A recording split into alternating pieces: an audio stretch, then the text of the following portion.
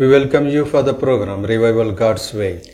தேவனுடைய பார்வையில் எழுப்புதல் என்னும் இந்த பிரத்யேக சிறப்பு நிகழ்ச்சிக்கு உங்களை வாழ்த்தி வரவேற்கிறோம். We want to begin with reading God's words. இந்த நாளின் நிகழ்ச்சியை கர்த்தருடைய வார்த்தையை படித்து நாம் ஆரம்பிப்போம். Please turn with me book of Revelation 3rd chapter, see the verses from 7 to 13.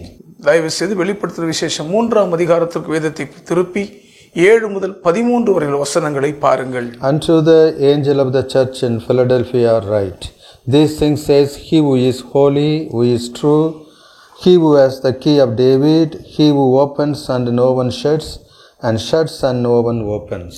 Philadelphia சபையின் தூதனுக்கு எழுத வேண்டியது என்னவெனில், பரிசுத்தம் உள்ளவரும் சத்தியம் உள்ளவரும் தாவீதின் திறவுகோலை உடையவரும் ஒருவரும் பூட்டக்கூடாதபடிக்கு திறக்கிறவரும் ஒருவரும் திறக்கக்கூடாதபடிக்கு பூட்டுகிறவருமாய் இருக்கிறவர் சொல்லுகிறதாவது, I know your works.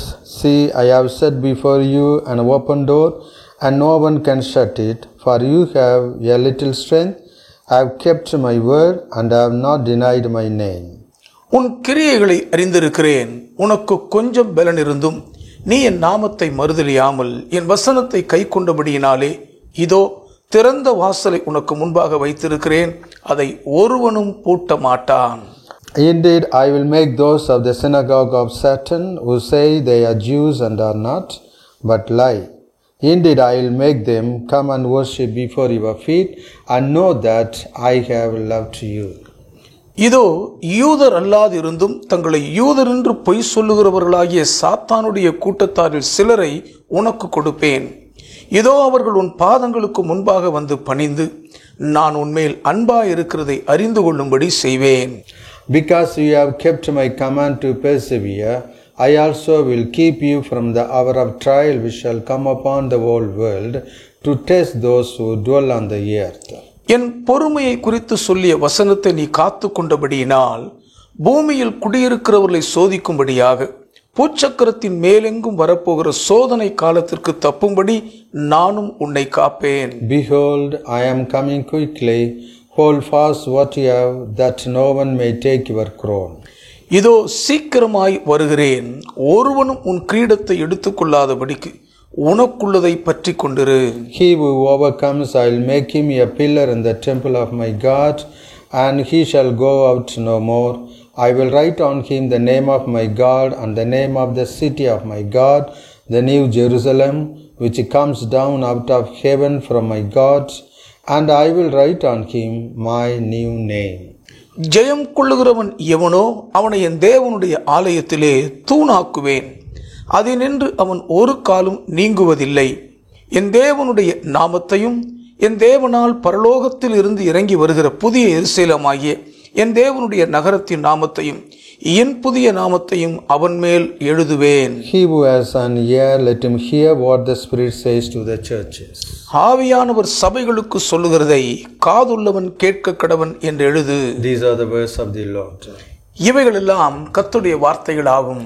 Beloved, we have been studying about the last days timeline. பிரியமானவர்களே, கடைசி நாட்களின் கால வரையறையின் பரிமாணத்தை குறித்து நாம் படித்துக் கொண்டிருக்கிறோம். Lord Jesus Christ is going to come and establish his 1000 years rule in this present earth. வாழ்ந்து கொண்டிருக்கும் இந்த தற்கால பூமிக்கு நம்முடைய கர்த்தராகிய இயேசு கிறிஸ்துவானவர் திரும்பி வந்து இந்த பூமியில் தம்முடைய 1000 வருட அரசாட்சியை நிலைப்படுத்த போகிறார். First time our Lord Jesus Christ came to this earth to save us from the sin. முதல் முறை பாவங்களிலிருந்து நம்மை ரட்சிக்கும்படியாக ஆண்டவராகிய இயேசு கிறிஸ்துவானவர் இந்த பூமிக்கு வந்தார். For the remission of our sin, our Lord Jesus Christ was crucified on the cross and shed his precious blood. நம்முடைய பாவங்களை நிவிர்த்தி செய்யும் பொருட்டாக நம்முடைய கர்த்தராகிய இயேசு கிறிஸ்துவானவர் கல்வாரி சிலுவையில் அறையப்பட்டவராய் விலையேற பெற்ற தம் திரு இரத்தத்தை சிந்தி பலியானார். Our Lord Jesus Christ died on the cross. நம்முடைய கர்த்தராகிய இயேசு கிறிஸ்துவானவர் சிலுவையில் மரித்தார். He was buried in a nearby tomb. அருகாமையில் இருந்த ஒரு கல்லறையில் அவர் அடக்கம் பண்ணப்பட்டார். On the third day, our Lord Jesus Christ resurrected again. 3ஆம் நாளில் இயேசு கிறிஸ்துவானவர் மறுபடியும் உயிரோடு எழுந்தார். He showed himself for 40 days that he was alive. அவர் 40 நாட்கள் அளவும் தாம் உயிரோடு இருக்கிறவராக தம்மை நிரூபித்து காண்பித்தார். For 40 days our Lord Jesus Christ appeared to his disciples in his resurrected body. இயேசு கிறிஸ்துவானவர் உயிர்த்தெழுந்த தம்முடைய திரு சரீரத்தோடு கூட 40 நாட்களவும் தம்முடைய சீஷர்களுக்கு காட்சியளித்தார். That time he was not in the spirit body. அந்த சமயத்தில் அவர் ஆவி சரீரத்தில் காணப்படவில்லை. In those days our Lord Jesus Christ appeared to his disciple in his resurrected body. அந்த நாட்களில் நம்முடைய கர்த்தராகிய இயேசு கிறிஸ்துவானவர் உயிர்த்தெழுந்த தம் திரு சரீரத்தோடு கூட சீஷர்களுக்கு தரிசனமானார். He was not in the spirit body. அவர் ஆவியின் சரீரத்தில் காணப்படவில்லை. He showed himself alive to his disciples in his powerful resurrected body. மிகவும் வல்லமை நிறைந்த உயிர்த்தெழுந்த தம் திரு சரீரத்தோடு கூட தம்மை சீஷர்களுக்கு உயிரோடு இருக்கிறவராக காண்பித்தார். Our Lord's resurrection is not a myth. நம்முடைய கர்த்தராகிய இயேசு கிறிஸ்துவானவரின் மேன்மையான உயிர்த்தெழுதல் எவ்விதத்திலும் புராண கதையாய் மாறாது. It is a real story. அது நடந்த நிஜமான யதார்த்த சரித்திரம். It's a history. அது ஒரு வரலாற்று சான்று. Please turn with me Luke 24th chapter. See the first verse. தயவு செய்து என்னோடு கூட லூக்கா 24ஆம் அதிகாரத்திற்கு வேதத்தை திருப்பி முதல் வசனத்தை பாருங்கள். Now on the first day of the week, very early in the morning, they and certain other women with them came to the tomb bringing the spices which they had prepared. வாரத்தின் முதலாம் நாள் அதிகாலையிலே தாங்கள் ஆயத்தம் பண்ணின கந்த வர்க்கங்களை அவர்கள் எடுத்துக்கொண்டு வேறு சில ஸ்திரீகளோடும் கூட கல்லறையின் இடத்தில் வந்தார்கள். But they found the stone rolled away from the tomb. கல்லறையை அடைத்திருந்த கல் புரட்டி தள்ளப்பட்டிருக்கிறதை கண்டு Then they went in and did not find the body of the Lord Jesus. உள்ளே பிரவேசித்து கர்த்தராகிய இயேசுவின் சரீரத்தை காணாமல். And it happened as they were greatly perplexed about this, that behold, 2 men stood by them in shining garments. அதை குறித்து மிகுந்த கலக்கம் அடைந்திருக்கையில் பிரகாசமுள்ள வஸ்திரம் தரித்த 2 பேர் அவர்கள் அருகே நின்றார்கள். Then as they were afraid and bowed their faces to the earth, they said to them, Why do you seek the living among the dead? He is not here, but is risen. Remember how he spoke to you when he was still in Galilee, saying, The Son of Man must be delivered into the hands of sinful men and be crucified, and the 3rd day rise again. அந்த ஸ்திரீகள் பயப்பட்டு தலை கவிழ்ந்து தரையை நோக்கி நிற்கையில் அந்த 2 பேரும் அவர்களை நோக்கி, உயிரோடு இருக்கிறவரை நீங்கள் மரித்தோரிடத்தில் தேடுகிறது என்ன? அவர் இங்கே இல்லை, அவர் உயிர்த்தெழுந்தார். மனுஷகுமாரன் பாவிகளான மனுஷர் கைகளில் ஒப்பு கொடுக்கப்படவும் சிலுவையில் அறையப்படவும் 3ஆம் நாளில் எழுந்திருக்கவும் வேண்டும் என்பதாக அவர் கலிலேயாவில் இருந்த காலத்தில் உங்களுக்கு சொன்னதை நினைவு கூறுங்கள் என்றார்கள். On the 3rd day our Lord Jesus Christ was resurrected again. 3ஆம் நாளில் நம்முடைய கர்த்தராகிய இயேசு கிறிஸ்துவானவர் மறுபடியும் உயிரோடு எழுந்தார். See the 13th verse. 13வது வசனத்தை பாருங்கள். Now behold, 2 of them were traveling that same day to a village called Emmaus, which was 7 miles from Jerusalem. அன்றைய தினமே அவர்களில் 2 பேர் எருசலேமுக்கு 7 அல்லது 8 மைல் தூரமான எம்மாவு என்னும் கிராமத்துக்கு போனார்கள். And they talked together of all these things which had happened. போகையில் இந்த வர்த்தமானங்கள் யாவையும் குறித்தவர்கள் ஒருவரோடு ஒருவர் பேசிக் கொண்டார்கள். So it was while they conversed and reasoned that Jesus himself drew near and went with them. இப்படி அவர்கள் பேசி சம்பாஷித்துக் கொண்டிருக்கையில் இயேசு தாமே சேர்ந்து அவர்களுடனே கூட நடந்து போனார். Here we see 2 disciples of our Lord Jesus Christ were traveling to Emmaus, a village 7 miles from Jerusalem. நம்முடைய ஆண்டவராகிய இயேசு கிறிஸ்துவின் 2 சீஷர்கள் எருசலேமிலிருந்து 7-8 மைல் தூரத்தில் இருக்கக்கூடிய எம்மாவு என்னும் கிராமத்துக்கு நடந்து போய் கொண்டிருக்கிறதை இங்கே நாம் பார்க்கிறோம். Our Lord Jesus Christ in his resurrected body joined with them. நம்முடைய ஆண்டவராகிய இயேசு கிறிஸ்துவானவர் உயிர்த்தெழுந்த தம் திரு சரீரத்தோடு கூட போய் அவர்களோடு சேர்ந்து கொண்டார். Our Lord Jesus Christ was walking with the disciples. நம்முடைய கர்த்தராகிய இயேசு கிறிஸ்துவானவர் அந்த 2 சீஷர்களோடும் கூட சேர்ந்து நடந்து போகிறார். See the 17th verse. 17வது வசனத்தை கவனியுங்கள். And he said to them, What kind of conversation is that you have with one another as you walk and are sad? அப்பொழுது அவர் அவர்களை நோக்கி, நீங்கள் துக்க முகம் உள்ளவர்களாய் வழி நடந்து ஒருவருக்கொருவர் சொல்லிக் கொள்கிற காரியங்கள் என்னவென்று கேட்டார். Then the one whose name was Cleopas answered and said to him, Are you the only stranger in Jerusalem, and have you not known the things which happened there in these days? And he said to them, What things? So they said to him, The things concerning Jesus of Nazareth, who was a prophet, mighty in deed and word before God and all the people. And now the chief priests and our rulers delivered him to be condemned to death and crucified him.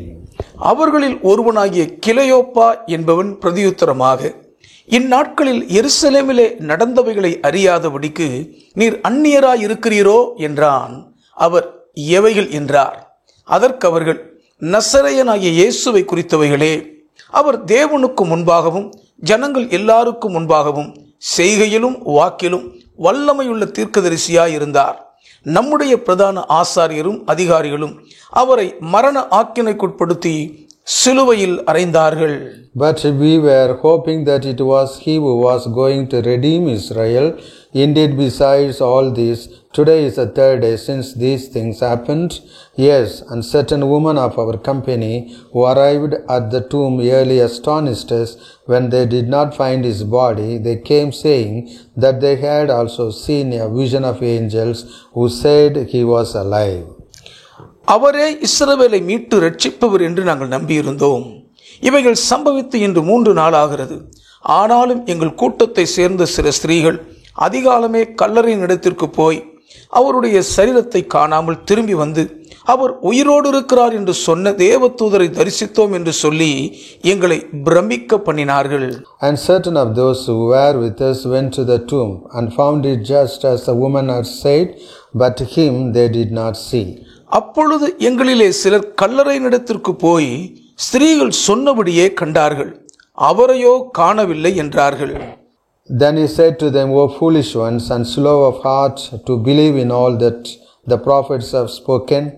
Ought not the Christ to have suffered these things and to enter into his glory?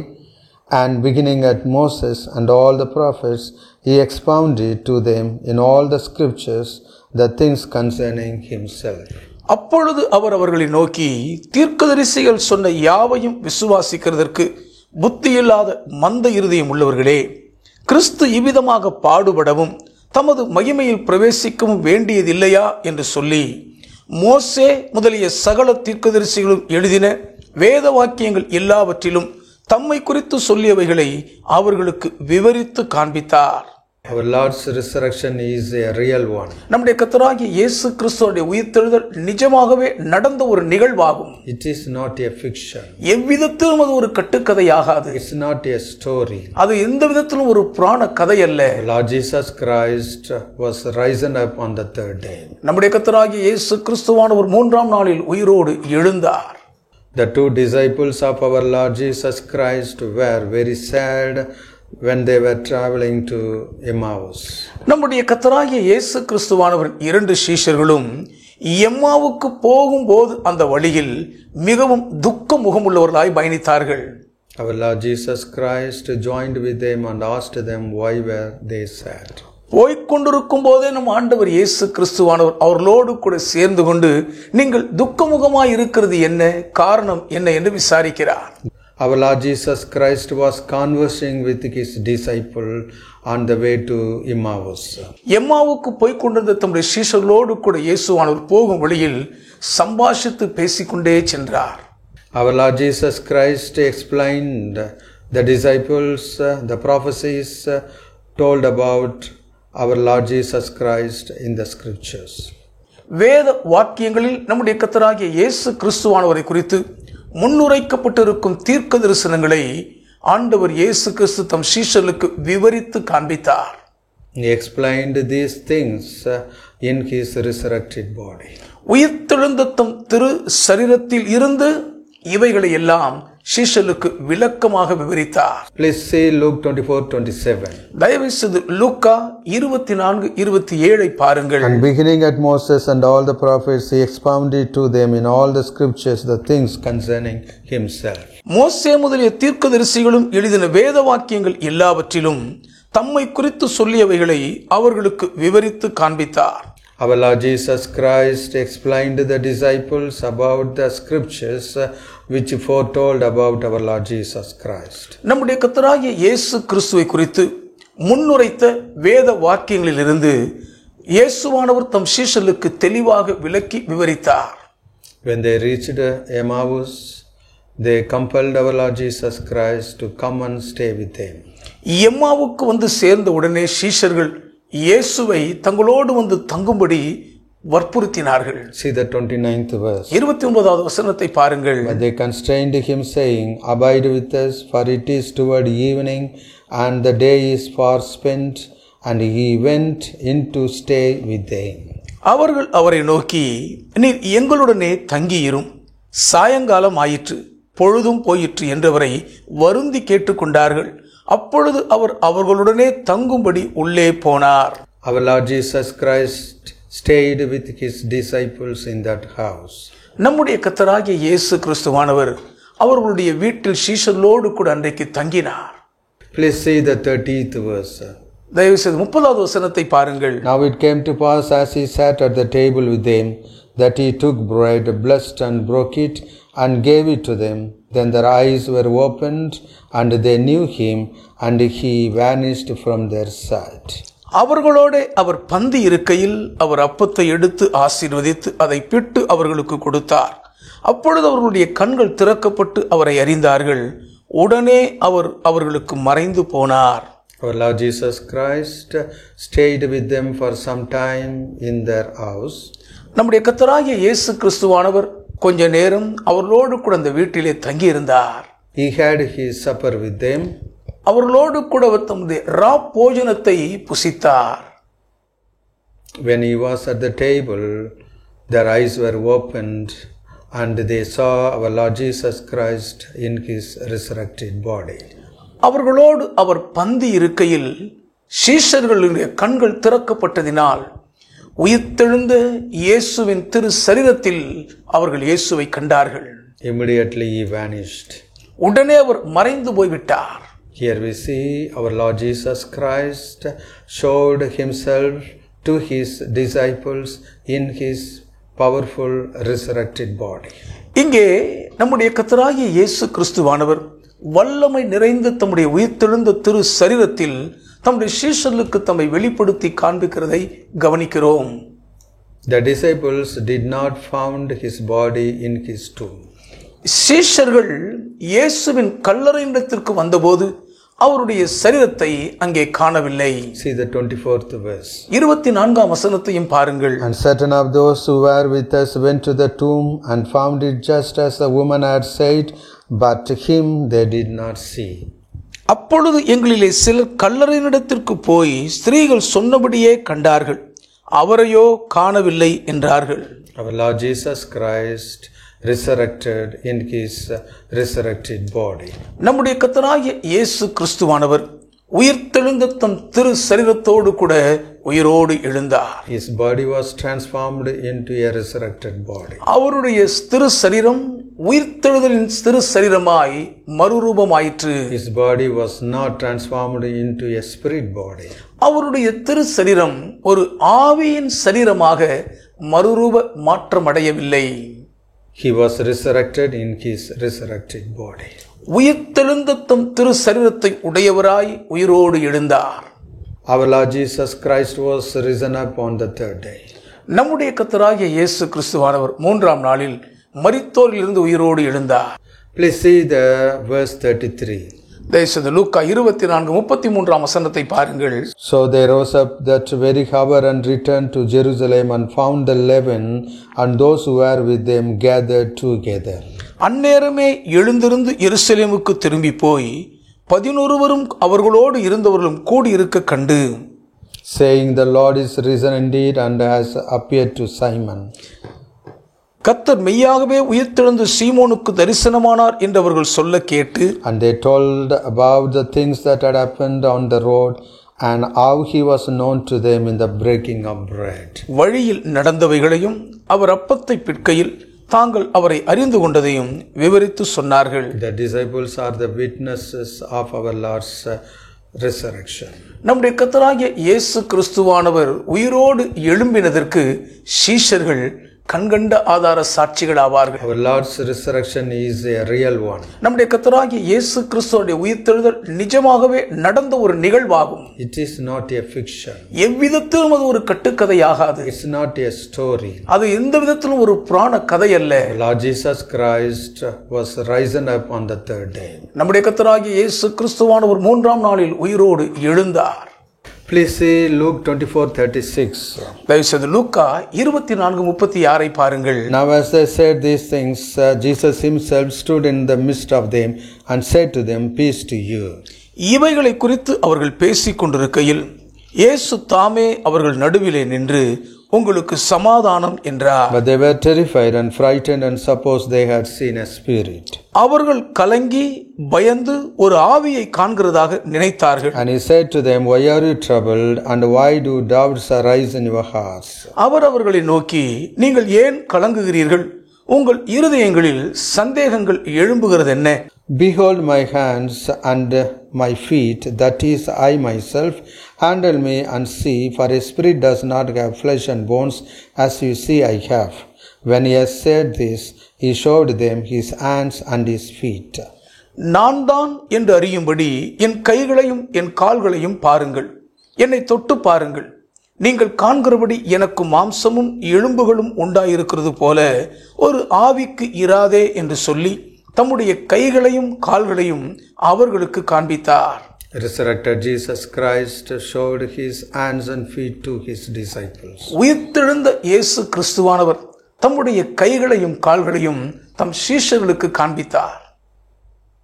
His resurrected body had flesh and bones.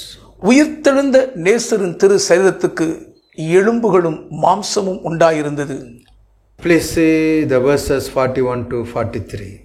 தயவுசெய்து 41 முதல் 43 வரை பாருங்கள். But while they still did not believe for joy and marveled, he said to them, Have you any food here?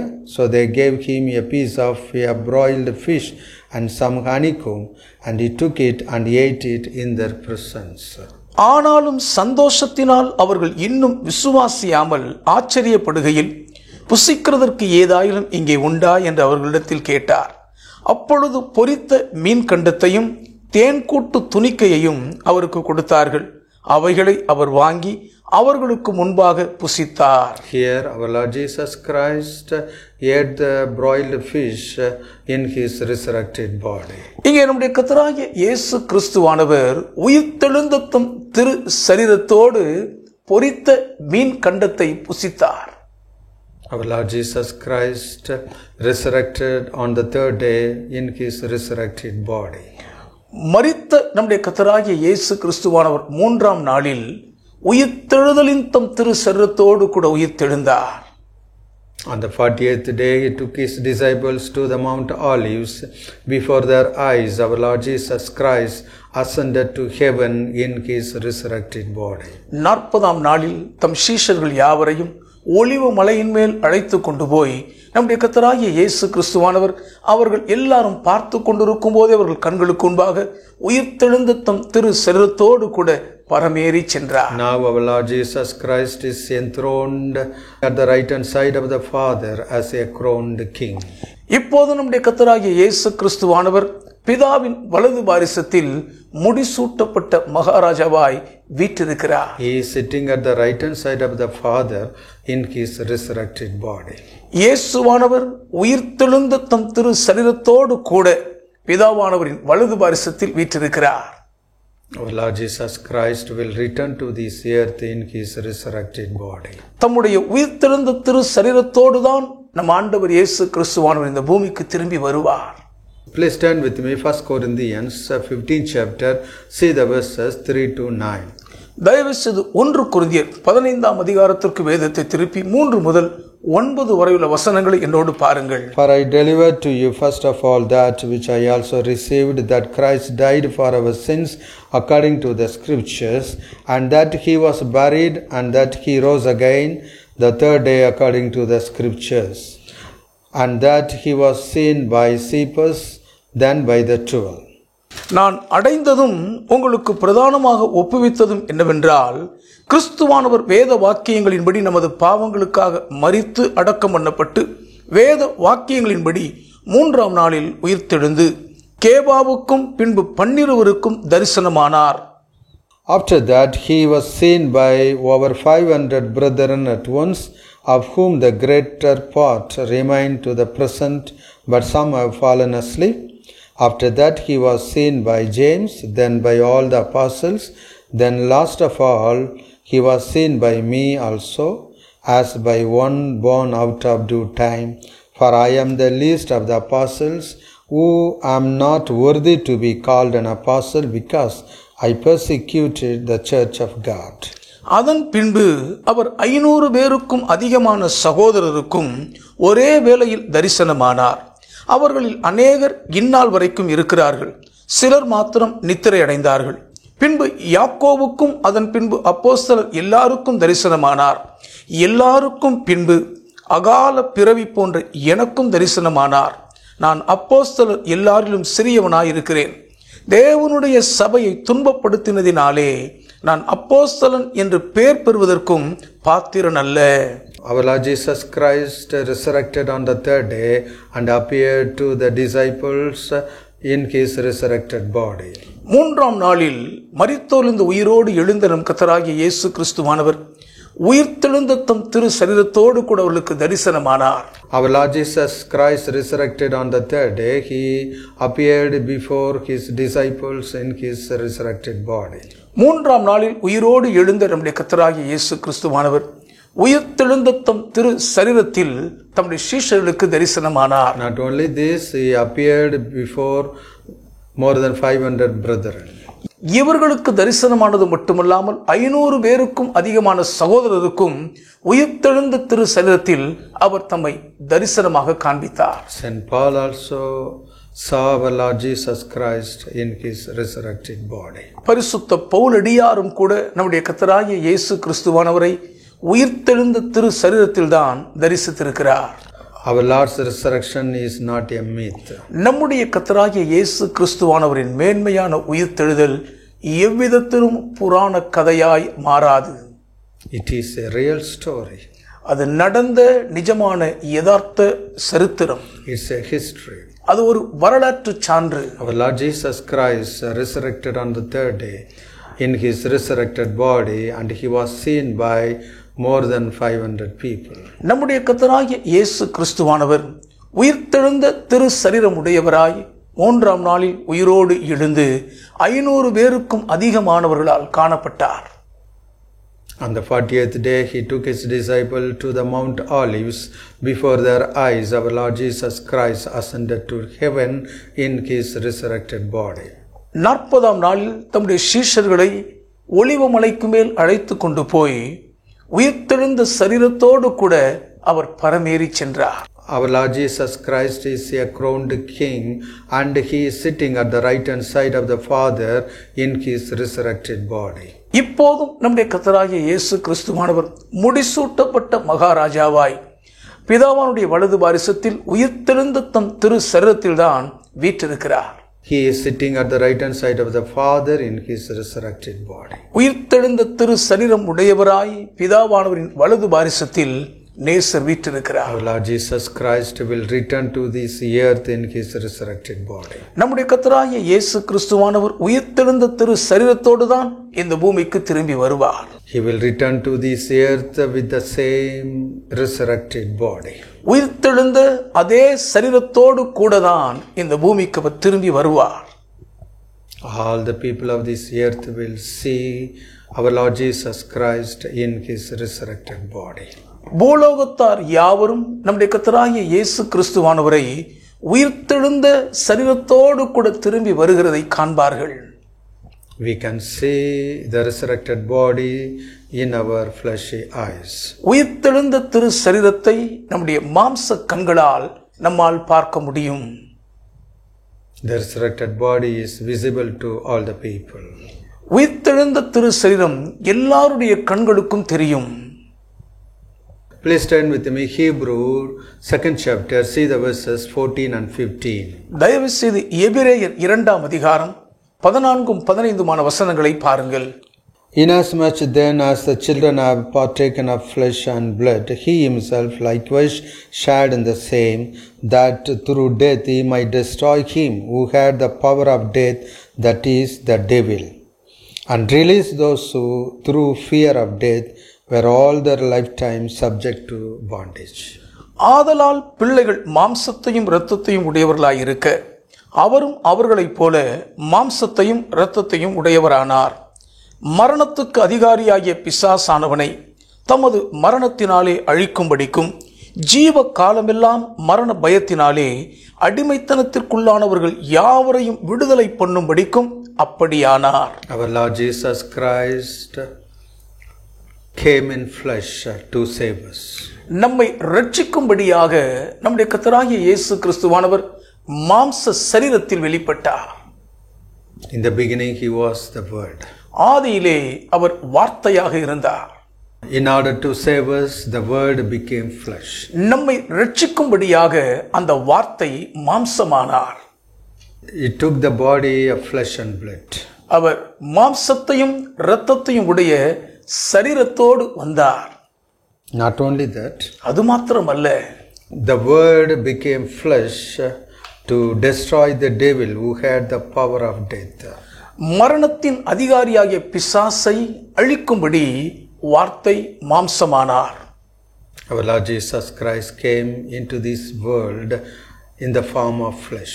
நம்முடைய கர்த்தராகிய இயேசு கிறிஸ்துவானவர் மாம்ச சரீரத்தில் இந்த உலகத்துக்குள் அவதரித்தார். He died on the cross in his flesh. அவர் தம்முடைய மாம்ச சரீரத்தில் சிலுவையில் பலியாக மரித்தார். He resurrected on the third day in his flesh. அவர் 3ஆம் நாளில் தம்முடைய மாம்ச சரீரத்தை உடையவராய் உயிரோடு எழுந்தார். Now he is in the resurrected body. இப்பொழுதோ அவர் உயிர்த்தெழுந்த சரீரத்தை உடையவராக இருக்கிறார். He is not in the spirit form. அவர் ஆவியின் வடிவத்தில் இல்லை. Our Lord Jesus Christ took the form of flesh and blood to destroy the devil who had the power of death. மரணத்தின் அதிகாரியாயிருந்த பிசாசானவனை அழிக்கும்படிக்கு நம்முடைய கர்த்தராகிய இயேசு கிறிஸ்துவானவர் மாம்சத்தையும் இரத்தத்தையும் உடையவரானார். To release us from the bondage of sin, our Lord Jesus Christ took this form. பாவத்தின் அடிமைத்தனத்திலிருந்து நம்மை விடுதலையாக்கும் பொருட்டாக நம்முடைய கர்த்தராகிய இயேசு கிறிஸ்துவானவர் மாம்சத்தையும் இரத்தத்தையும் உடையவராய் வந்தார். Now our Lord Jesus Christ is not in the spirit form. நம்முடைய கர்த்தராகிய இயேசு கிறிஸ்துவானவர் இப்பொழுது ஆவியின் ரூபத்தில் இல்லை. He is in the resurrected body. அவர் உயிர்த்தெழுந்த சரீரத்தை உடையவராக இருக்கிறார். Our Lord Jesus Christ will destroy the devil in his resurrected body. நம்முடைய கர்த்தராகிய இயேசு கிறிஸ்துவானவர் உயிர்த்தெழுந்த தம் திரு சரீரத்தில் பிசாசை அழித்து ஒழிப்பார். Our Lord Jesus Christ will return to this earth in his resurrected body. நம்முடைய கர்த்தராகிய இயேசு கிறிஸ்துவானவர் உயிர்த்தெழுந்த தம் திரு சரீரத்தோடு கூடதான் இந்த பூமிக்கு திரும்பி வருவார். He will rule this earth for 1000 years in his resurrected body. உயிர்த்தெழுந்த தம் திரு சரீரத்தில் இருந்து இந்த பூமியில் 1000 வருடம் அரசாளுவார். The martyr saints will return with our Lord Jesus Christ and they will rule this earth for 1000 years in their resurrected bodies. இரத்த சாட்சிகளாய் மரித்த பரிசுத்தவான்களும் கூட நம்முடைய கர்த்தராகிய இயேசு கிறிஸ்துவோடு கூட இந்த பூமிக்கு திரும்பி வந்து உயிர்த்தெழுந்த தங்கள் சரீரங்களை உடையவர்களாய் அவரோடு கூட 1000 வருஷம் அரசாளுவார்கள். Please turn with me book of Revelation 14th chapter, see the first verse. தயவு செய்து வெளிப்படுத்தின விசேஷம் 14ஆம் அதிகாரத்திற்கு திருப்பி முதல் வசனத்தை பாருங்கள். Then I looked and behold a lamb standing on Mount Zion, and with him 144,000 having his father's name written on their foreheads. பின்பு நான் பார்த்தபோது இதோ சீயோன் மலையின் மேல் ஆட்டுக்குட்டியானவரையும் அவரோடே கூட அவருடைய பிதாவின் நாமம் தங்கள் நெற்றிகளில் எழுதப்பட்டிருந்த 144,000 பேரையும் நிற்க கண்டேன். Here St. John saw our Lord Jesus Christ was standing on the Mount Zion. கர்த்தராகிய இயேசு கிறிஸ்துவானவர் சீயோன் மலையின் மேல் நிற்கிற காட்சியை பரிசுத்த யோவான் இங்கே பார்க்கிறார். With him 144,000 saints were standing. அவரோடு கூட 144,000 பரிசுத்தவான்களும் நிற்கிறார்கள். These saints were from the 12 tribes of Israel. இந்த பரிசுத்தவான்கள் இஸ்ரவேலின் 12 கோத்திரங்களை சார்ந்தவர்கள். They were the martyrs. அவர்கள் இரத்த சாட்சிகளாக மரித்தவர்கள். They will come with our Lord Jesus Christ and they will receive their powerful resurrected bodies. அவர்கள் நம்முடைய கர்த்தராகிய இயேசு கிறிஸ்துவோடு கூட இந்த பூமிக்கு திரும்பி வந்து வல்லமை நிறைந்த உயிர்த்தெழுந்த சரீரங்களை தங்களுக்கு பெற்றுக்கொள்வார்கள். They will receive the name of the Father on their foreheads before the great tribulation. மகா உபத்திரவ காலம் வருவதற்கு முன்பே தங்கள் பிதாவானவருடைய நாமத்தை தங்கள் நெற்றியின் மேல் முத்திரையாக பெற்றுக்கொள்வார்கள். Please turn with me book of Revelation 7th chapter.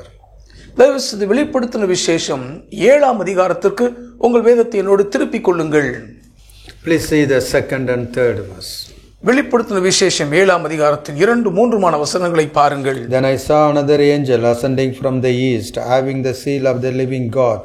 And he cried with a loud voice to the 4 angels, to whom it was granted to harm the earth and the sea, saying, Do not harm the earth, the sea, or the trees, till we have sealed the servants of our God on their foreheads. ஜீவனுள்ள தேவனுடைய முத்திரை கோலையுடைய வேறொரு தூதன் சூரியன் உதிக்கும் திசையிலிருந்து ஏறி வர கண்டேன்.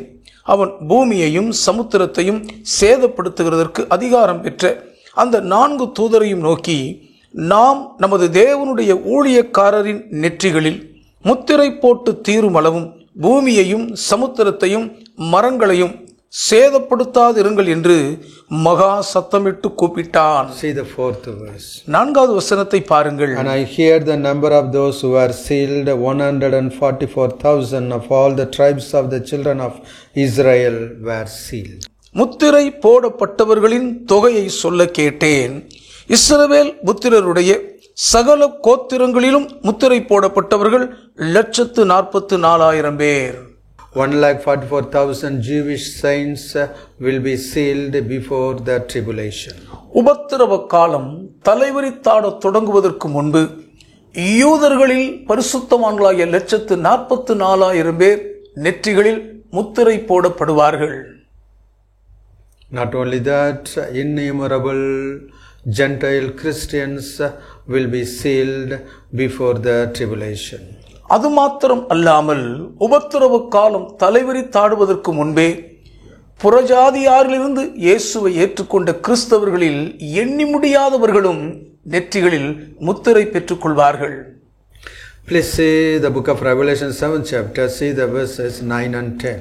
தயவு செய்து வெளிப்படுத்தின விசேஷம் 7ஆம் அதிகாரத்தில் 9-10 வசனங்களை பாருங்கள். After these things I looked, and behold, a great multitude which no one could number, of all nations, tribes, peoples, and tongues, standing before the throne and before the Lamb, clothed with white robes, with the palm branches in their hands. இவைகளுக்கு பின்பு நான் பார்த்தபோது, இதோ சகல ஜாதிகளிலும் கோத்திரங்களிலும் ஜனங்களிலும் பாஷைக்காரரிலும் இருந்து வந்ததும் ஒருவனும் எண்ணக்கூடாததுமான திரளான கூட்டமாகிய ஜனங்கள் வெள்ளை அங்கிகளை தரித்து தங்கள் கைகளில் குருத்தோலைகளை பிடித்து சிங்காசனத்திற்கு முன்பாகவும் ஆட்டுக்குட்டியானவருக்கு முன்பாகவும் நிற்க கண்டேன். And crying out with a loud voice, saying, Salvation belongs to our God who sits on the throne, unto the Lamb. அவர்கள் மகா சத்தமிட்டு, இரட்சிப்பின் மகிமை சிங்காசனத்தின் மேல் வீற்றிருக்கிற எங்கள் தேவனுக்கும் ஆட்டுக்குட்டியானவருக்கும் உண்டாவதாக என்று ஆர்ப்பரித்தார்கள். Please see the verses 13 and 14. தயவு செய்து 13 மற்றும் 14 வசனங்களை பாருங்கள். Then one of the elders answered, saying to me, Who are these arrayed in white robes, and where did they come from? அப்பொழுது மூப்பர்களில் ஒருவன் என்னை நோக்கி, வெள்ளை அங்கிகளை தரித்திருக்கிற இவர்கள் யார், எங்கே இருந்து வந்தார்கள் என்று கேட்டான். And I said to him, Sir, you know. So he said to me, These are the ones who come out of the great tribulation, and washed their robes and made them white in the blood of the Lamb. அதற்கு நான், ஆண்டவனே, அது உமக்கே தெரியும் என்றேன்.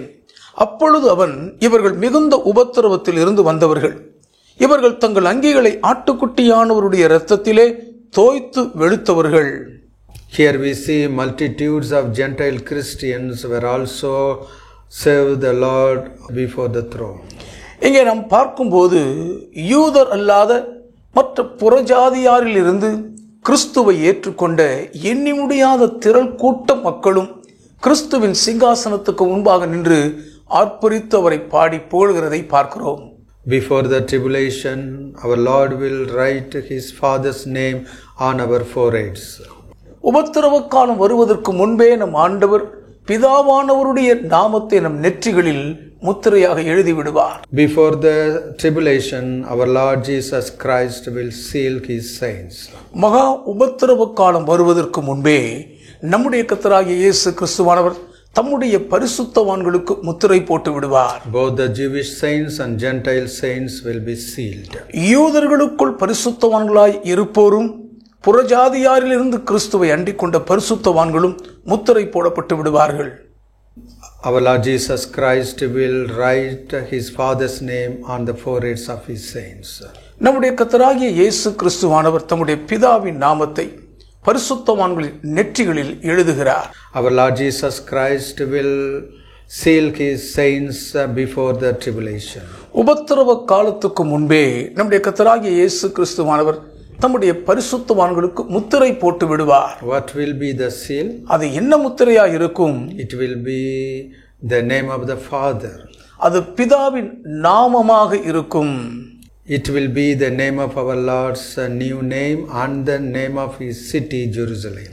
நம்முடைய கர்த்தராகிய இயேசு கிறிஸ்துவின் புதிய நாமமும் தேவனுடைய நகரமாகிய எருசலேமின் நாமமும் முத்திரையாக எழுதப்படும். The name of the Father, the new name of our Lord Jesus Christ and the name of Jerusalem will be written on the foreheads of his saints. பிதாவாகிய தேவனுடைய நாமமும் நம்முடைய கர்த்தராகிய இயேசு கிறிஸ்துவானவரின் புதிய நாமமும் தேவனுடைய நகரமாகிய எருசலேமின் நாமமும் அவருடைய பரிசுத்தவான்களுடைய நெற்றிகளில் முத்திரையாக எழுதப்படும். Please turn with me book of Revelation 3rd chapter, see the 12th verse. தயவு செய்து என்னோடு கூட வெளிப்படுத்தல் 3ஆம் அதிகாரத்தின் 12ஆம் வசனத்தை பாருங்கள். He who overcomes, I will make him a pillar in the temple of my God, and he shall go out no more. I will write on him the name of my God and the name of the city of my God, the new Jerusalem, which comes down out of heaven from my God, and I will write on him my new name. ஜெயம் கொள்ளுகிறவன் எவனோ அவனை என் தேவனுடைய ஆலயத்தில் தூணாக்குவேன், அதினின்று அவன் ஒரு காலும் நீங்குவதில்லை. என் தேவனுடைய நாமத்தையும் என் தேவனால் பரலோகத்திலிருந்து இறங்கி வருகிற புதிய எருசலேம் ஆகிய என் தேவனுடைய நகரத்தின் நாமத்தையும் என் புதிய நாமத்தையும் அவன் மேல் எழுதுவேன். Here our Lord Jesus Christ writes the name of the Father, the name of New Jerusalem, and the new name of our Lord Jesus Christ on the foreheads of the overcomers. ஜெயம் கொள்ளுகிறவர்களின் நெற்றிகளில் நம்முடைய கர்த்தராகிய இயேசு கிறிஸ்துவானவர் பிதாவாகிய தேவனுடைய நாமத்தையும் புதிய எருசலேமின் நாமத்தையும் தம்முடைய புதிய நாமத்தையும் எழுதுகிறார் என்பதை இங்கே பார்க்கிறோம். This promise is given to the Philadelphian church. Philadelphia திருச்சபைக்கு இந்த ஒரு வாக்குத்தத்தம் கொடுக்கப்பட்டது. Who are the overcomers? ஜெயம் கொள்ளுகிறவர்கள் யார்? The overcomers are the people who kept the word of God. தேவனுடைய வசனத்தை கைக்கொண்டவர்களே ஜெயம் கொள்ளுகிறவர்கள். The overcomers are the people who bear good witness to our King Jesus Christ. நம்முடைய மகாராஜா இயேசு கிறிஸ்துவுக்கு நற்சாட்சியாய் விளங்குகிறவர்களே ஜெயம் கொள்ளுகிறவர்கள். See the 8th verse. 8வது வசனத்தை பாருங்கள். I know your works. See, I have set before you an open door, and no one can shut it. For you have a little strength. I have kept my word and have not denied my name. உன் கிரியைகளை அறிந்திருக்கிறேன். உனக்கு கொஞ்சம் பலன் இருந்தும் நீ என் நாமத்தை மறுதலியாமல் என் வசனத்தை கை கொண்டபடியினாலே இதோ திறந்த வாசலை உனக்கு முன்பாக வைத்திருக்கிறேன், அதை ஒருவனும் பூட்ட மாட்டான். See the 10th verse. 10வது வசனத்தை கவனியுங்கள். Because you have kept my command to persevere, I also will keep you from the hour of trial which shall come upon the whole world to test those who dwell on the earth. என் பொறுமையை குறித்து சொல்லிய வசனத்தை நீ காத்து கொண்டபடியினால் பூமியில் குடியிருக்கிறவர்களை சோதிக்கும்படியாக பூச்சக்கரத்தின் மேலெங்கும் வரப்போகிற சோதனை காலத்திற்கு தப்பும்படி நானும் உன்னை காப்பேன். Here the overcomers are the people who bear good witness to our King Jesus Christ and who keep the word of the Lord. நம்முடைய கர்த்தராகிய இயேசு கிறிஸ்துவானவருக்கு நல் சாட்சிகளாக விளங்கி வசனத்தை கைக்கொள்ளுகிறவர்களே ஜெயங்கொள்ளுகிறவர்களாக இங்கே காணப்படுகிறார்கள். The overcomers will be saved from the great period of trial. ஜெயம் கொள்ளுகிறவர்கள் பூச்சக்கரத்தின் மேலெங்கும் வரப்போகிற மகா பெரிய சோதனை காலத்துக்கு தப்பிவிக்கப்படுவார்கள். God will preserve the overcomers from the great trial. பூச்சக்கரத்தின் மீதெங்கும் வரப்போகிற சோதனை காலத்துக்கு தப்பும்படி ஜெயம் கொள்ளுகிறவர்களை கர்த்தர் ஆதரித்து காப்பாற்றுவார். The 3.5 years rule of Antichrist will be the hour of great trial for all the people of this earth. அந்தி கிறிஸ்துவின் 3.5 வருஷ ஆட்சி காலம் இந்த பூமியின் குடிமக்கள் யாவருக்குமே மிகப்பெரிய சோதனை காலமாக இருக்கும். In this 3.5 years, God will judge the Antichrist and his forces and also the people of this earth. அந்தி கிறிஸ்து ஆட்சி செய்யும் இந்த 3.5 வருஷ காலமும் தேவன் அந்தி கிறிஸ்துவையும் அவனோடு ஆட்சி செய்கிற யாவர்களையும் நியாயம் தீர்க்கிறவராகவும் பூமியின் குடிமக்கள் யாவரையும் நியாயம் தீர்த்து கொண்டே இருப்பார். The great wrath of God will be poured on this earth in those days. அந்தி கிறிஸ்துவின் ஆட்சியின் காலத்தின் போது தேவனுடைய மிகப்பெரிய கோபாக்கினையின் உக்கிரம் பூமியின் மேல் ஊற்றப்படும். The sealed saints will be protected from the great trial.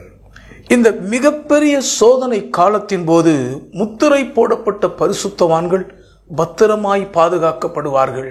The sealed saints will be protected from the various plagues which will torment the people of this earth. இந்த பூமியின் குடிமக்களை வாதிக்கக்கூடிய பலதரப்பட்ட வாதைகளுக்கு முத்திரை போடப்பட்ட பரிசுத்தவான்கள் நீங்களாக்கி பாதுகாக்கப்படுவார்கள். Please stand with me, book of Revelation 9 chapter, see the verses from 3. தயவு செய்து வெளிப்படுத்தல் 9ஆம் அதிகாரத்திற்கு வேதத்தை திருப்பி 3ஆம் வசனம் முதல் பாருங்கள். Then out of the smoke locusts came upon the earth, and to them was given power, as the scorpions of the earth have power. They were commanded not to harm the grass of the earth, or any green thing, or any tree, but only those men who do not have the seal of God on their foreheads. அந்த புகையிலிருந்து வெட்டுக்கிளிகள் புறப்பட்டு பூமியின் மேல் வந்தது. அவைகளுக்கு பூமியில் உள்ள தேள்களின் வல்லமை குப்பான வல்லமை கொடுக்கப்பட்டது. பூமியின் புல்லையும் பசுமையான எந்த பூண்டையும் எந்த மரத்தையும் சேதப்படுத்தாமல் தங்கள் நெற்றிகளில் தேவனுடைய முத்திரையை தரித்திராத மனுஷரை மாத்திரம் சேதப்படுத்த அவைகளுக்கு உத்தரவு கொடுக்கப்பட்டது. See the 5th verse. 5வது வசனத்தை பாருங்கள். They were not given authority to kill them, but to torment them for 5 months. Their torment was like torment of scorpion when it strikes a man. In those days men will seek death and will not find it. They will desire to die, and death will flee from them. மேலும் அவர்களை கொலை செய்யும்படிக்கு அவர்களுக்கு உத்தரவு கொடுக்கப்படாமல் 5 மாதமளவும் அவர்களை வேதனைப்படுத்தும்படிக்கு உத்தரவு கொடுக்கப்பட்டது. அவைகள் செய்யும் வேதனை தேளானது மனுஷரை கொட்டும்போது உண்டாகும் வேதனையைப் போல் இருக்கும். அந்நாட்களில் மனுஷர்கள் சாவை தேடியும் அதை காணாதிருப்பார்கள். சாக வேண்டும் என்று ஆசைப்படுவார்கள். சாவோ அவர்களுக்கு விலகி ஓடிப்போம். To save us from the various plagues in the 3.5 years rule of Antichrist and false prophet, God will put his seal on our foreheads. அந்தி கிறிஸ்து கள்ளத்தீர்க்கதரிசியின் 3.5 வருஷ கொடூர ஆட்சி காலத்தில் பூமியின் மீதெங்கும் தாண்டவம் ஆடப்போகிற கொடூரமான பலதரப்பட்ட வாதைகளிலிருந்து நீங்களாக்கி நம்மை காப்பாற்றும் பொருட்டு தேவன் தம்முடைய முத்திரையை நம்முடைய நெற்றிகளில் போட்டு விடுவார். Before the tribulation, we should receive the seal of God. உபத்திரவ காலம் வருவதற்கு முன்பே தேவனுடைய முத்திரையை நாம் பெற்றுக்கொள்ள வேண்டும். Before the tribulation, our Lord Jesus Christ will write his new name, the name of the Father, and the new name of Jerusalem on our foreheads. உபத்திரவ காலம் வருவதற்கு முன்பே நம்முடைய கர்த்தராகிய இயேசு கிறிஸ்துவானவர் நம்முடைய பிதாவாகிய தேவனுடைய நாமத்தையும் புதிய எருசலேமின் நாமத்தையும் தம்முடைய புதிய நாமத்தையும் நம்முடைய நெற்றிகளில் முத்திரையாக எழுதி விடுவார். Receiving the seal of God, we will easily overcome the 3.5 years rule of Antichrist and false prophet. இந்த தேவனுடைய முத்திரையை பெற்றுக்கொண்டவர்களாக அந்திகிறிஸ்து கள்ள தீர்க்கதரிசியின் 3.5 வருஷ கொடூரமான உபத்திரவ ஆட்சி காலத்தை மிகவும் எளிதில் லேசாய் நாம் கடந்து ஜெயித்து போய்விடுவோம். Antichrist and false prophet will force these people of this earth to receive the mark of the beast. அந்திகிறிஸ்துவும் கள்ள தீர்க்கதரிசியும் இந்த பூமியின் குடிமக்கள் அனைவரும் மிருகத்தின் அடையாளத்தை தரித்துக் கொள்ள வேண்டும் என்று நிர்பந்தித்து கட்டாயப்படுத்துவார்கள். Before their persecution, our Lord Jesus Christ will seal our foreheads with his name. அந்த நாட்களிலே பூமியின் மீதெங்கும் உபத்திரவம் தலைவிரித்தாட தொடங்குவதற்கு முன்பே நம்முடைய கர்த்தராகிய இயேசு கிறிஸ்துவானவர் நம்முடைய நெற்றிகளில் தம்முடைய முத்திரையை தரித்து விடுவார். Please turn with me Proverbs 18:10. தயவு செய்து என்னோடு கூட நீதிமொழிகள் 18:10 திருப்பிக் கொள்ளுங்கள். The name of the Lord is a strong tower, the righteous run to it and are safe. கர்த்தரின் நாமம் பலத்த துருகம், நீதிமான் அதற்குள் ஓடி சுகமாயிருப்பான். To safeguard us from the great hour of trial, our Lord's name will be sealed on our foreheads. பூச்சக்கரத்தின் மீதெங்கும் வரப்போகிற மிகப்பெரிய சோதனை காலத்திலிருந்து நம்மை சுகபத்திரமாய் காப்பாற்றும் பொருட்டு நம் கர்த்தருடைய திருநாமம் நம் நெற்றிகளில் முத்திரையாக பதிக்கப்பட்டிருக்கும். We have to receive the seal of God. தேவனுடைய முத்திரையை நாம் தரித்துக் கொள்ள வேண்டும். For this, we should walk on the word of the Lord. இதற்கு நாம் கர்த்தருடைய வார்த்தையின்படி நடக்க வேண்டும். We should bear good witness to our King Jesus Christ. எல்லா நிலைகளிலும் நம்முடைய மகாராஜா இயேசு கிறிஸ்துவுக்கு நல் சாட்சியாய் விளங்க வேண்டும். We should not deny our Lord's name.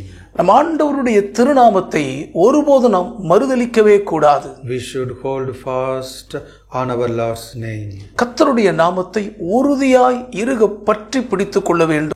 In these last days, we should stand firm on the word of the Lord.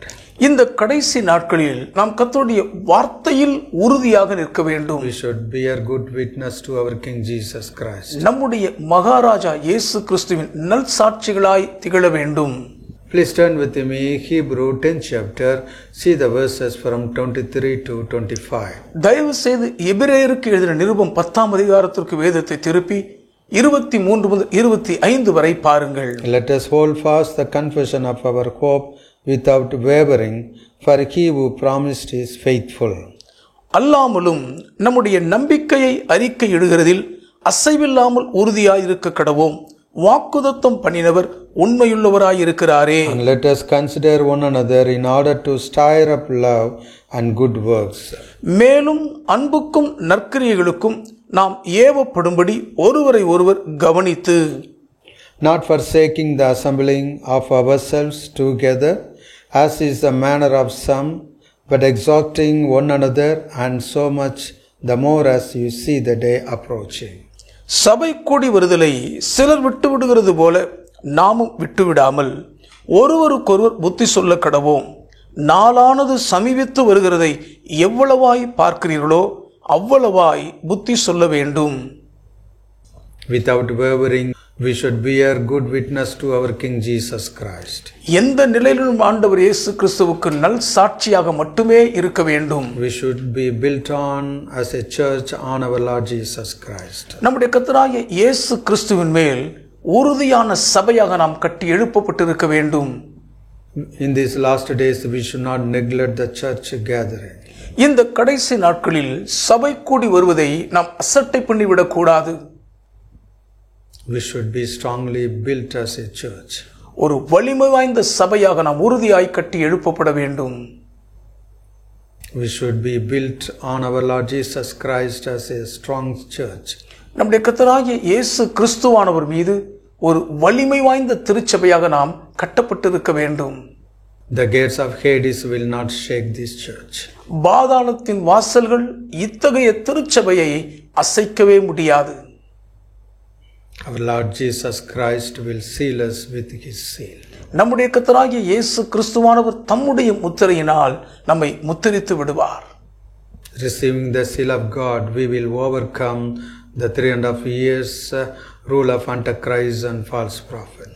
தேவனுடைய முத்திரையை தரித்துக் கொண்டவர்களாய் அந்தி கிறிஸ்து கள்ளத்தீர்க்கதரிசியின் 3.5 வருஷ ஆட்சி காலத்தை நாம் ஜெயித்து மேற்கொள்வோம். We have to prepare for these days. இந்த நாட்களை சந்திப்பதற்கு ஏதுவாக நாம் ஆயத்தப்பட வேண்டும். In these last days we should receive the seal of God. இந்த கடைசி நாட்களில் நாம் தேவனுடைய முத்திரையை பெற்றுக்கொள்ள வேண்டும். We should keep the word of God. தேவனுடைய வசனத்தை உறுதியாய் கைக்கொள்ள வேண்டும். We must be built on the living stone, our Lord Jesus Christ. ஜீவனுள்ள கன்மலை நம்முடைய கர்த்தராகிய இயேசு கிறிஸ்துவின் மேல் உறுதியாக நாம் கட்டி எழுப்பப்பட வேண்டும். We should bear good witness to our King Jesus Christ. நம் மகாராஜா இயேசு கிறிஸ்துவானவரின் நல் சாட்சிகளாய் வாழ வேண்டும். Please see book of Revelation 3rd chapter verse 8. தயவு செய்து வெளிப்படுத்தல் 3:8 பாருங்கள். I know your works. See, I have set before you an open door, and no one can shut it. For you have a little strength. I have kept my word, and have not denied my name. உன் கிரியைகளை அறிந்திருக்கிறேன். உனக்கு கொஞ்சம் பலன் இருந்தும் நீ என் நாமத்தை மறுதலியாமல் என் வசனத்தை கை கொண்டபடியினாலே இதோ திறந்த வாசலை உனக்கு முன்பாக வைத்திருக்கிறேன், அதை ஒருவனும் பூட்ட மாட்டான். We have to follow the Philadelphian church to bear witness to our King Jesus Christ and to keep the word of our Lord Jesus Christ. Maharaja இயேசு கிறிஸ்துவின் நற்சாட்சிகளாய் வலம் வரவும் அவருடைய வசனத்தை உறுதியாய் கைக்கொள்ளுகிறவர்களாய் காணப்படவும் பிலதெல்பியா திருச்சபையார் நமக்கு முன் வைத்திருக்கும் மாதிரியை நாம் பின்பற்ற வேண்டும். We should not neglect the church gathering. சபை கூடி வருவதை உதாசீனம் செய்துவிடக் கூடாது. As a church we should grow in the Lord. சபையாக நம் கர்த்தருக்குள் வளர்ந்தோங்க வேண்டும். As a church we should bear good witness to our King Jesus Christ. சபையாராக ஒன்றாக மகாராஜா இயேசுவானவருக்கு நற்சாட்சிகளாய் திகழ வேண்டும். As a church we should keep the word of God. சபையாக நாம் கர்த்தருடைய வசனத்தை கைக்கொள்ள வேண்டும். We will receive the seal of God. தேவனுடைய முத்திரையை பெற்றுக்கொள்வோம். As a church we should receive the seal of God. சபையாராக நாம் தேவனுடைய முத்திரையை தரித்துக் கொள்ள முடியும். When we overcome, our Lord Jesus Christ will write his Father's name, the name of Jerusalem, and his new name on our forehead. நாம் ஜெயம் கொள்ளும் போது நம்முடைய கர்த்தராகிய இயேசு கிறிஸ்துவானவர் பிதாவாகிய தேவனுடைய நாமத்தையும் புதிய எருசலேமின் நாமத்தையும் தம்முடைய புதிய நாமத்தையும் நம் நெற்றிகளில் எழுதி விடுவார். Receiving the seal of God, we will easily pass through the 3.5 years rule of Antichrist and false prophet. தேவனுடைய முத்திரையை பெற்றுக் கொண்டவர்களாக அந்தி கிறிஸ்து கள்ளத்தீர்க்கதரிசியின் 3.5 வருஷ கொடுங்கோல் ஆட்சியை எளிதாய் லேசாய் நாம் கடந்து போய்விட முடியும். We will enter into the 1,000 years rule of our Lord Jesus Christ. நம் கர்த்தராகிய இயேசு கிறிஸ்துவானவரின் 1000 வருட அரசாட்சிக்குள் பிரவேசிப்போம். We conclude this session with a prayer. இந்த நாளின் நிகழ்ச்சியை ஜெபத்தோடு கூட நிறைவு செய்வோம். Heavenly Father, we thank you for our Lord's coming. பரலோக பிதாவே, எங்கள் ஆண்டவரின் வருகைக்காக நாங்கள் உமக்கு நன்றி சொல்லுகிறோம் அப்பா. Send our King Jesus Christ quickly. எங்கள் மகாராஜா இயேசு கிறிஸ்துவானவரை சீக்கிரமாக அனுப்பும். Empower us to bear good witness to our King Jesus Christ. எங்கள் மகாராஜா இயேசு கிறிஸ்துவின் நல் சாட்சிகளாய் திகழ எங்களை வல்லமையாக அதிகாரப்படுத்தும். Empower us to be built on our Lord Jesus Christ. எங்கள் கர்த்தராகிய இயேசு கிறிஸ்துவானவர் மேல் கட்டி எழுப்பப்படுவதற்கு ஏதுவாய் எங்களை அதிகாரப்படுத்தும். Empower us to pass through the 3.5 years rule of Antichrist and false prophet successfully. அந்தி கிறிஸ்து கள்ளத்தீர்க்கதரிசியின் 3.5 வருஷ அகோர கொடும் ஆட்சி காலத்தை வெற்றிகரமாய் கடந்து போவதற்கு ஏதுவாய் எங்களை அதிகாரப்படுத்தும். Maranatha. Maranatha, Our Lord Jesus Christ, come quickly. எங்கள் கர்த்தராகிய இயேசுவே சீக்கிரமாக வாரும். We pray in the mighty, powerful, awesome name of Jesus Christ. எங்கள் கர்த்தராகிய இயேசு கிறிஸ்துவானவரின் மகத்துவமான வல்லமை நிறைந்த திருநாமத்தில் வேண்டி ஜெபிக்கிறோம் எங்கள் பிதாவே. Amen. Amen. Beloved, we thank you for watching this program. பிரியமானவர்களே, இந்நாளின் நிகழ்ச்சியை பார்த்தமைக்காக உங்களுக்கு நன்றி சொல்லுகிறோம். God bless you. கர்த்தர் உங்களை ஆசீர்வதிப்பாராக. Amen. ஆமென்.